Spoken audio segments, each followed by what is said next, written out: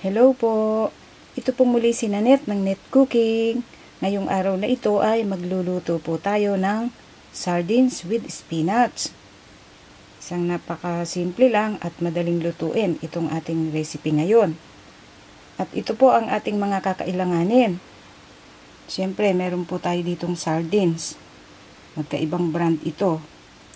Kaya lang, meron tayo ditong Ligo. Pag sinabing sardines, siyempre, Ligo yung kilala ng mga Pilipino. Then, meron din po ako ditong sardines in tomato sauce. So, ito yung lulutuin ko ngayon. Kasi medyo marami siyang laman. Then, meron din po tayo ditong spinach.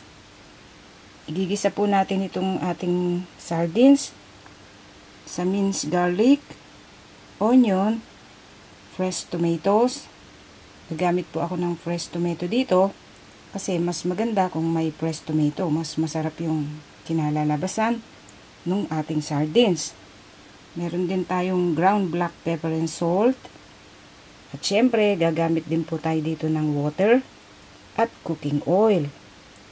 Okay, mag-start na po tayo sa pagluluto natin sa ating sardines with spinach. Then ngayon, ang unang gagawin po natin o first step na gagawin natin, maglalagay po tayo dito ng 1 tablespoon of cooking oil. Dito sa ating paglulutuan na cooking pot. Okay.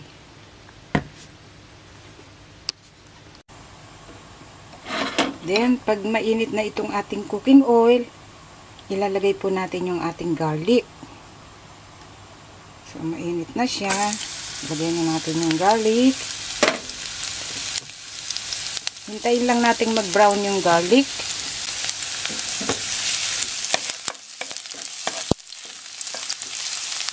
Okay na po itong ating garlic. Kaya ilalagay na po natin yung ating onion.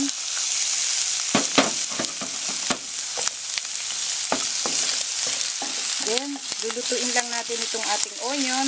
Pag medyo malambot na siya, isusunod po natin yung tomato. Luto na po yung onions natin. So, lagay na natin itong ating fresh tomato.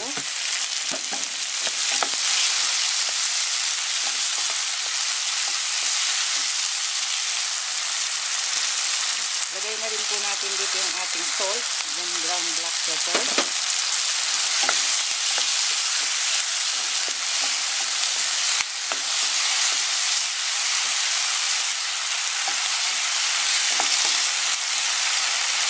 Then, okay na po itong ating tomatoes.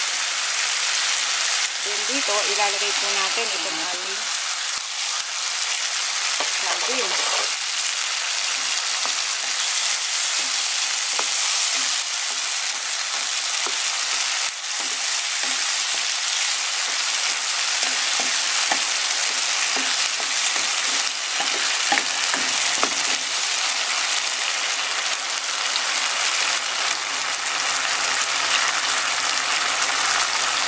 Then, hintayin lang natin medyo mag-simmer siya ng konti.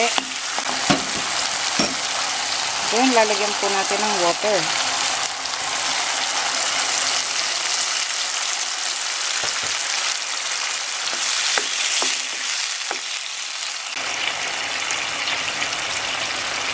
Lagyan lang po natin sandali ng cover.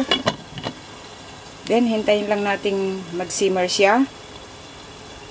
Then, lalagay po natin yung spinach. Then, ngayon, after few minutes na simmering, so mga 2 minutes na ito or 3 minutes, then, alisin natin yung cover.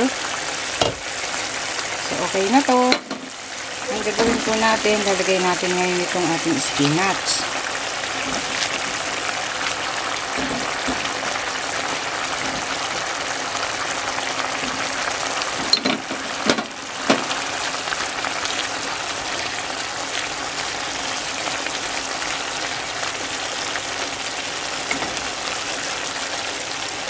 Then, lagyan po natin ulit ng cover.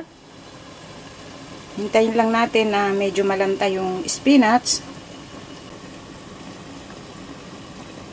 Okay, tingnan natin. So, okay na po ito. Then, turn off na natin ang heat. Pwede na po natin itong iserve. at kainin. Then ngayon, ito po ang kinalabasan sa pagkakaluto po natin sa ating sardines with spinach. Diba, napakasimple lang at madaling gawin.